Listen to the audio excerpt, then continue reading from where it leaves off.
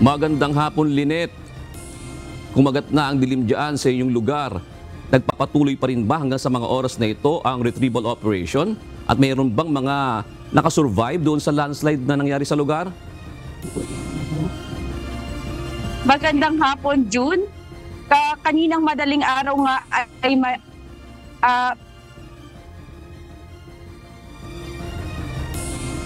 June, sa ngayon ay patuloy nga ang paghahanda pa rin at ang patuloy pa rin ang retrieval operation sa pinangyarihang insidente. Katulong din ang iba't ibang ahensya ng gobyerno tulad ng PNP, BFP at Coast Guard. Lahat nga ng mga naapektuhan or lahat ng mga naapektuhan ng gumuhong lupa dun sa pinangyarihang insidente ay wala ngang nakasurvive. Umabot na sa 16 ang na-retrieve mula sa landslide kagabi sa Barangay Sampaloc, Talisay, Batangas dulot ng Bagyong Christine.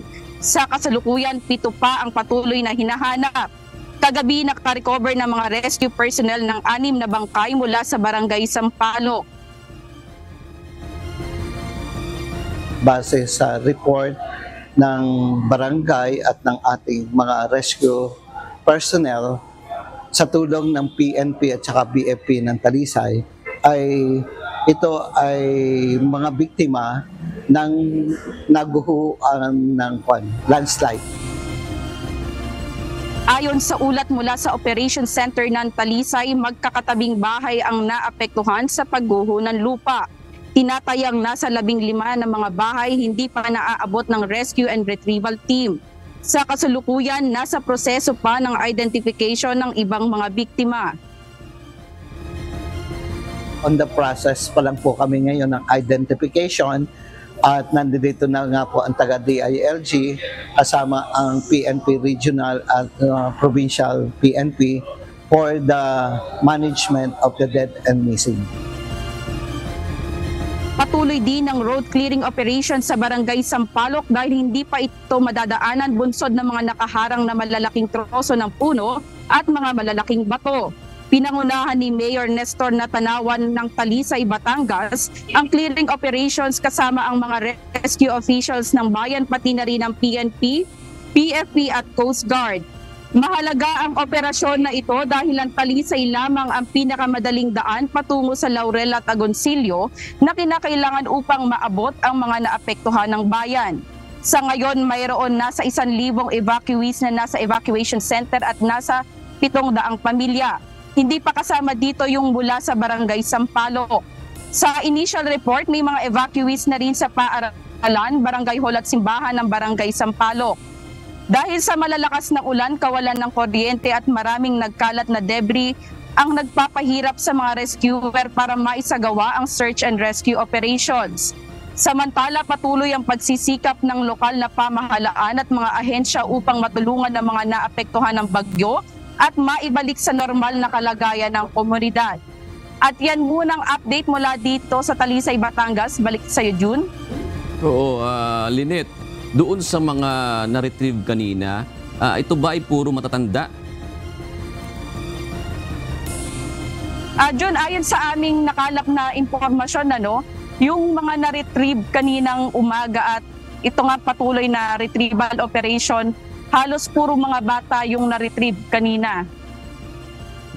So gaano ka-challenging itong retrieval operation na yan? Kasi sinasabi mo nga kanina, walang kuryente dyan at minsan nga ay umuulan pa. Gumagamit ba sila ng generator doon sa taas? Kasi mula dyan sa may highway, Lynette, ilang minuto ba aakyatin yung lugar kung saan nangyari yung insidente? June, dun sa pag-akyat mula dun sa pinangyarihan ng landslide, bali 2 minuto ang aakyatin papunta doon sa pinangyarihan ng landslide. Bali dun sa hirap naman ng retrieval operation, kaninang madaling araw ay mano-mano pa yung paghanap nila sa mga nasawi. Pero kaninang umaga pagdating namin bandang 11:00 ng umaga ay may nakita na kaming mga equipment katulad nga ng backhoe. Yun na yung ginagamit nila sa paggagamit sa search and retrieve operation sa mga nasawi sa landslide. May sinasabi ka nga kanina, Lynette, napaka-critical nung lugar ng Talisay dahil yan ang pinakamadaling daan papunta doon sa bayan ng Laurel, maging sa Agoncillo, Batangas, para naman maabot ng tulong yung mga nasalanta rin doon ng bagyo, Lynette. Oo, June. Kaya lang hindi pa nga possible itong mga daan papunta nga sa Laurel at Agoncillo. Sa ngayon ay patuloy pa rin talaga yung clearing operations ng daan dahil marami talaga ang bumagsak na troso ng puno at malalaking bato, kaya hindi pa talaga tuluyang madaanan itong papuntang Laurel at Agoncillo. Nabalitaan din namin na talagang may nasira din yung tulay na daan dito sa Laurel, Batangas. So mahirap ang sitwasyon ngayon dyan sa mga bayan na yan na kumbaga malapit sa Taal Volcano mismo, Lynette, di ba?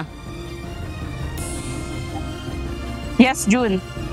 Malapit nga lang ito sa Taal Volcano at sa ngayon naman hindi naman ang sitwasyon naman ng Taal Volcano ay wala naman tayo namamataan na minor phreatic eruption.